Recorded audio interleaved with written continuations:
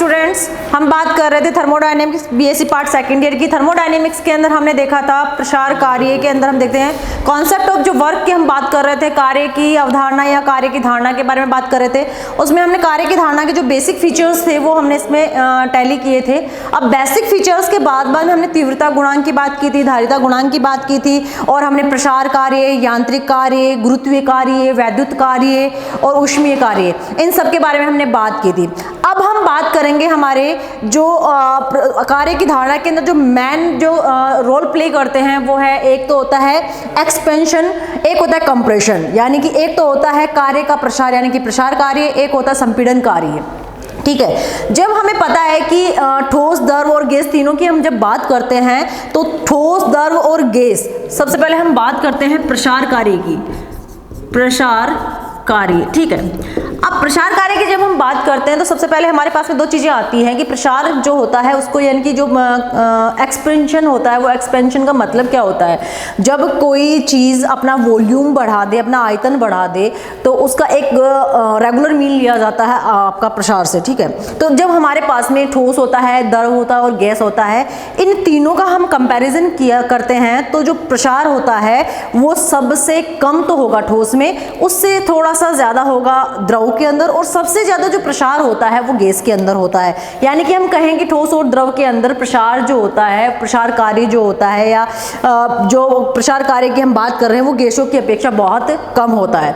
और जब गैसों की अपेक्षा इसका प्रसार कार्य कम होता है तो हम दाब आयतन कार्य को, जो हम इसके प्रसार कार्य को होता है, जो गैसों का जो प्रसार कार्य होता है, गैसों का जो एक्सपेंशन होता है, उसी के अकॉर्डिंग जो हमारा वर्क कॉन्सेप्ट डिक्लेयर होता है, वर्क कॉन्सेप्ट जो हमारे पास में आता है, उसी को हम दाब आयतन कार्य भी कहते हैं, यानी कि प्रेशर वॉल्यूम वर्क कहते हैं। इसके अंदर दाब काम में आता है और आयतन काम में आता है। अब हम बात करते हैं हमारे पास में इस जो प्रसार कार्य, वर्क और एक्सपेंशन है, उसको डिक्लेयर करने के लिए या उसको हम सैद्धांतिक रूप से दिखाने के लिए हम एक प्रैक्टिकली नॉलेज लेते हैं। हमारे पास में ये एक पिस्टन है और एक भारहीन घर्षणहीन सिलेंडर ले रखा है, जिसके अंदर एक भारहीन घर्षणहीन पिस्टन लगा हुआ है। ये हमारे पास में एक पिस्टन है, ये हमारे पास में एक पिस्टन है। ये पिस्टन भारहीन है और घर्षणहीन है। ठीक है, ये भारहीन और घर्षणहीन जो पिस्टन है वो इस पे लगा हुआ है, और हमने एक आदर्श गैस ली है इस सिलेंडर के अंदर, जिसकी निश्चित मात्रा इसके अंदर भरी हुई है। गैस के द्वारा पिस्टन के ऊपर लगने वाला जो दाब है, यानी कि पिस्टन को गैस क्या होगी, ऊपर धकेलेगी, तो वो दाब तो लगता है P। गैस के द्वारा लगने वाला दाब पिस्टन के ऊपर वो तो लगता है P।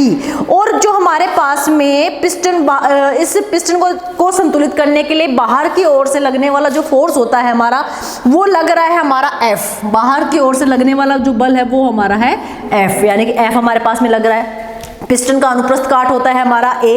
तो हम सिंपली कह सकते हैं कि हमारा जो F होता है, हमारे पास में बाहर से और लगने वाला जो बल है वो P इंटू A होता है। यानी कि हम कह सकते हैं कि हमारे पास में जो चीज़ें लग रही है उन चीज़ों के अकॉर्डिंग हम बता सकते हैं कि हमारे पास में जो बाह्य बल होता है वो बाह्य बल F है, और वो F हमारे गैस के द्वारा लगने वाले दाब और जो पिस्टन का अनुप्रस्थ काट है उसका दोनों का मल्टीप्लिकेशन है। एक तरीका से देखा जाए तो इस अवस्था में जो प्रतिरोधी दाब होता है वो गैस के दाब के बराबर माना जाता है। यानी कि ना तो पिस्टन ऊपर की ओर किसके ओर, ना ही पिस्टन नीचे की ओर जाए, यानी कि पिस्टन एक संतुलित अवस्था में रहे, तो इसके अंदर प्रतिरोधी दाब जो होता है वो, यानी कि अपोजिंग प्रेशर जो होता है वो, और गैस के द्वारा लगाए जाने वाला जो दाब होता है, वो दोनों एक दूसरे को बैलेंस करके रखते हैं, एक दूसरे को संतुलित करके रखते हैं। और इन दोनों कंडीशंस के अंदर जो ये जो कंडीशन है हमारे, इस कंडीशन के अंदर गैस के द्वारा लगने वाला दाब और जो प्रतिरोधी दाब जो होता है, दोनों का मान क्या होता है, बराबर होता है। नेक्स्ट हम बात करते हैं, जब हमारे पास में प्रतिरोधी जो बल होता है, जो बाहर की ओर से लगने वाला बल है, जो गैस अंदर की तरफ से जो लगाने वाला बल है वो P है, और उसका अपोज जो कर रहा है वो हमारा F है।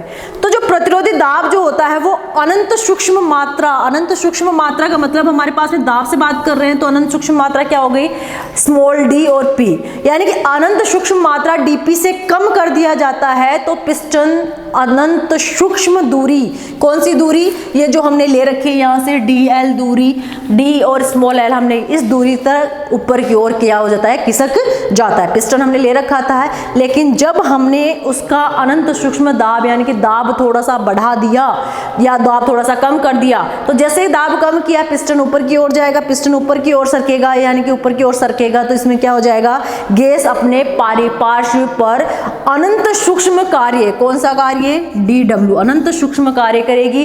और अनंत सूक्ष्म जो कार्य करेगी, अनंत सूक्ष्म कार्य के अकॉर्डिंग क्या होता है हमारे पास में, ये जो प्रसार कार्य हमारे पास में आ रहा है, प्रसार कार्य देखो डिपेंड किस पे करेगा, गैस के प्रेशर के ऊपर और बाहर से लगाए जाने वाले प्रतिरोधी बल के ऊपर। अब जब पारिपार्श्व पे कार्य करना पड़ेगा तो इस कार्य की गणना हम कैसे करते हैं, सिंपल सी चीज है, हमने कार्य जो लिया था वो कार्य का मतलब हमने क्या लिया था यहाँ पे कि जो कार्य होता है, कार्य इक्वल टू प्रतिरोधी जो बल हमारे पास में है वो इनटू किससे मल्टीप्लाई किया था, जो दूरी हमने तय की थी उससे, ठीक है। प्रतिरोधी बल इनटू दूरी जो हमारे पास में है वो, अगर हम क्षेत्रफल को इसके अंदर इंक्लूड करते हैं तो हमारे पास में कार्य क्या हो जाएगा, प्रतिरोधी बल इनटू क्षेत्रफल इनटू दूरी, ठीक है।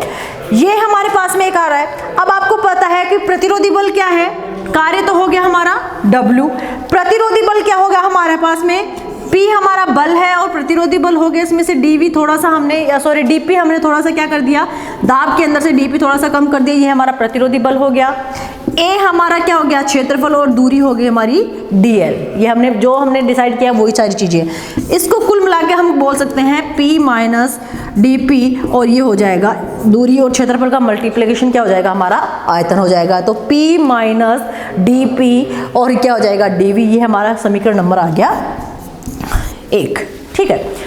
अब जब हम बात करते हैं कि हमारे पास में DV जो आयतन है उसमें अनंत सूक्ष्म अगर हम वृद्धि कर दें तो जो हमारा गुणनफल होता है वो गुणनफल DP इंटू DV को अनंत सूक्ष्म मान ले तो हमारे पास में सिंपल सी चीज क्या आ जाएगी, यानी कि DV भी अनंत कर दिया जाए। कंडीशन लगा दी हमने, कंडीशन में क्या लगाया कि हमारे पास में जो DV आयतन है उस DV आयतन में अनंत सूक्ष्म वृद्धि, अनंत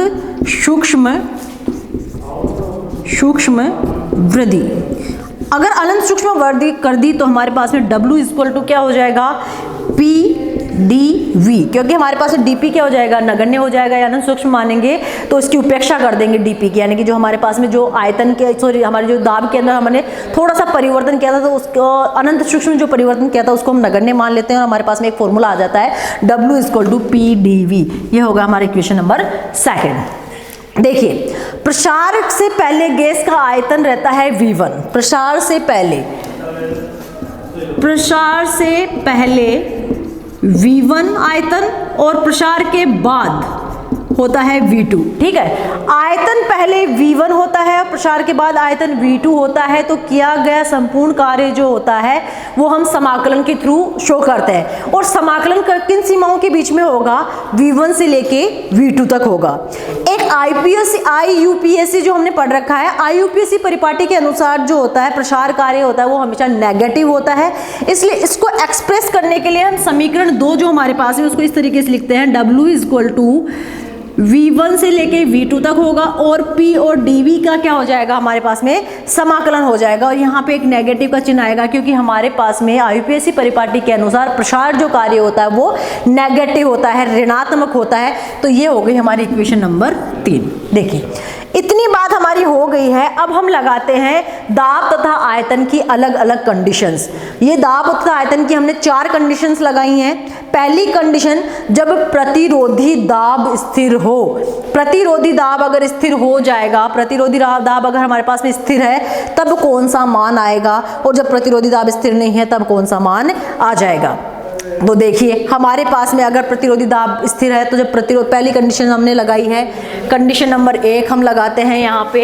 ये हमारा पिस्टन वाला सिस्टम हमारे पास में आ गया। हमारे पास में समीकरण नंबर 3 है और 3 के अकॉर्डिंग ही हम यहाँ पे कंडीशंस लगाते हैं। देखिए, सबसे पहले कंडीशन लगाई हमने, कंडीशन नंबर 1, प्रतिरोधी दाब स्थिर हो,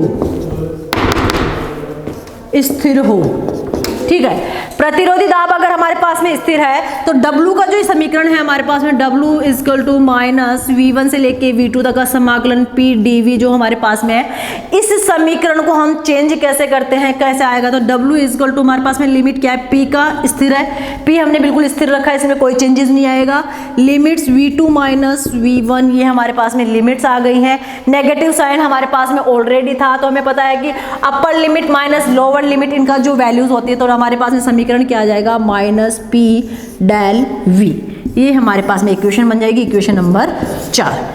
ये कंडीशन नंबर फर्स्ट हमने अप्लाई किया है, जिसके अंदर हमारे पास में ये नाम आया है, ये वैल्यूज आई हैं। इसके अनुसार क्या हुआ कि निकाय द्वारा किया गया कार्य वो भी क्या आ जाएगा, हमारा नेगेटिव आएगा, तथा निकाय पर किया गया कार्य हमारा क्या आ जाएगा, धनात्मक आ जाएगा। यानी कि निकाय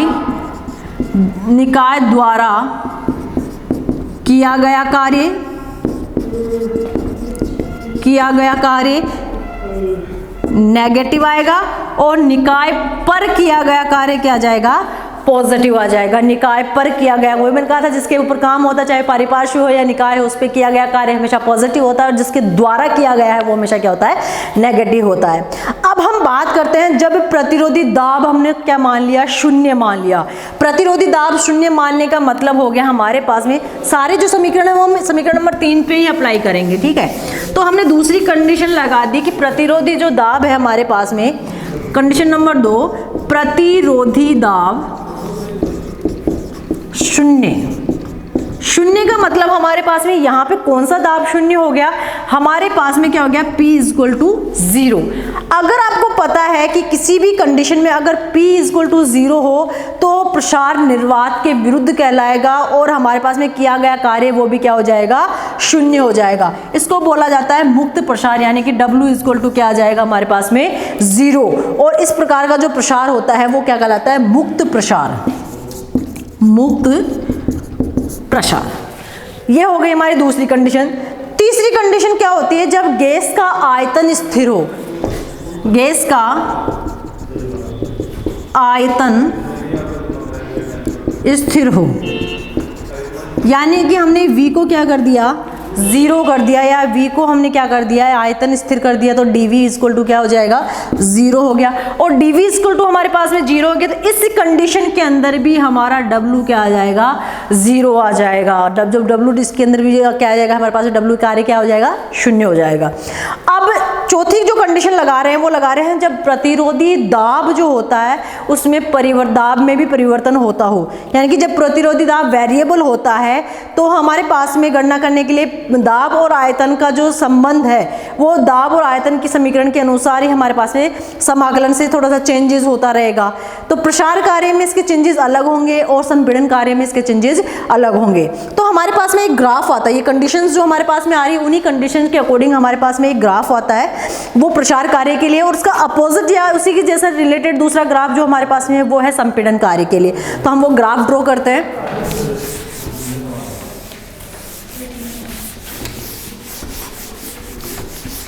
देखो प्रसार कार्य के लिए हमारे पास में देखो दो वेरिएबल्स हैं, एक होता है हमारा दाब और दूसरा होता है हमारे पास में आयतन। हमने दाब लिया इधर और इधर लिया हमने आयतन, ठीक है। जो प्रसार कार्य के लिए दाब और आयतन के बीच में जो हमारे पास में जो ग्राफ बन रहा है वो दो कंडीशंस के लिए बन रहा है। P1 V1 से लेके P2 V2 तक हमारे पास में एक ग्राफ बनता है। P1 V1 से लेके यानी कि P1 तो हमारे क्या है lower limit of pressure and V1 क्या है लोअर लिमिट ऑफ वॉल्यूम, और P2 हमारे पास में है upper limit of pressure and V2 है हमारे पास में अपर लिमिट ऑफ वॉल्यूम, ठीक है। इतनी बात होने के बाद में हमारे पास में एक कंडीशंस आती हैं जहाँ पे ये जो हमारे पास में वैल्यूज़ हैं वो वैल्यूज़ मैच होती हैं, ठीक है। इस वैल्यूज़ को मैच करने के लिए हमारे पास में एक कंडीशन आती है जिसको हम बोलते हैं PA, यानी कि जब हमारे प्रसार कार्य की हम बात करते हैं तो हमारे पास में इस तरीके का एक ग्राफ आता है। इस ग्राफ के अंदर में क्या पता चलता है कि हमारे पास में P1 V1 से लेके P2 V2 तक गैस का प्रसार हो रहा है, आयतन में प्रसार हो रहा है, गैस के दाब में प्रसार हो रहा है, और उसकी जो अवस्थाएं हैं वो PA प्रतिरोधी दाब के लिए ही उपयुक्त होती है, यानी कि PA जो हमने निकाला है वो प्रतिरोधी दाब उसके लिए केवल उपयुक्त होती है। उसके बाद में हम बात करें 6 अंक जो भाग दे रखा है संपीड़न में थोड़ा सा इसमें थोड़ा सा चेंजेस आता है। संपीड़न में क्या चेंजेस आते हैं, हमारे पास में जो ये ग्राफ बन रहा है ऐसे वाला, इस ग्राफ का जो भाग है वो यानी कि जो छायांकित भाग है वो बहुत ज़्यादा बढ़ जाता है। ज़्यादा कैसे बढ़ गया, देखो यहाँ पे हमारे पास में ये जो हमारे पास में जो ग्राफ बना हुआ था वो ऐसे का ऐसा है, जो पहले जो था वैसे का वैसा ही ग्राफ आता है, लेकिन छायांकित भाग का जो वैल्यू है P2 V2 P1 V1, ठीक है, छायांकित भाग का जो ग्राफ है वो बढ़ जाता है। वो कैसे बढ़ गया, ये देखिए इसके अंदर जो छायांकित भाग है हमारा, उस छायांकित भाग का ग्राफ बढ़ जाता है और ये सारा जो हमारा कर्व है वो छायांकित भाग में ही आ जाता है। ये हो गया हमारा V और ये हमारा हो गया P। अब यहाँ पे भी हमारे पास में क्या है, ये P है, ये हमारे पास में क्या है PA, लेकिन ये बढ़ रहा है ऊपर की ओर, यानी कि इसके अंदर PA यहाँ होना चाहिए था लेकिन PA आता कहाँ है, ऊपर की ओर, यानी कि छायांकित भाग जो है हमारे पास में वो बहुत ज़्यादा हो जाता है, यानी कि संपीड़न में अंतिम आयतन जो होता है वो प्रारंभिक आयतन से कम होता है। तो इस तरीके से हमारे संपीड़न कार्य और प्रसार कार्य की हमने बात की है आज, और आगे हम बात करेंगे कॉन्सेप्ट ऑफ हीट के बारे में। आज हमने कॉन्सेप्ट ऑफ वर्क के बारे में बात की है, नेक्स्ट क्लास के लिए कॉन्सेप्ट ऑफ हीट। आज के लिए इतना ही, थैंक यू।